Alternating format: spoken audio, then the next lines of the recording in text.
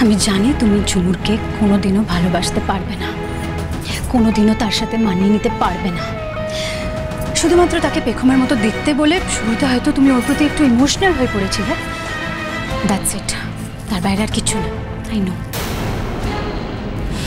তাই তুমি ওকে নিয়ে আর ভেবোই না, আজ থেকে ঝুমুরের দায়িত্ব আমার। ওকে? ঝুমুর, ঝুমুর, আপনি আপনি এখানে কেন এসেছেন?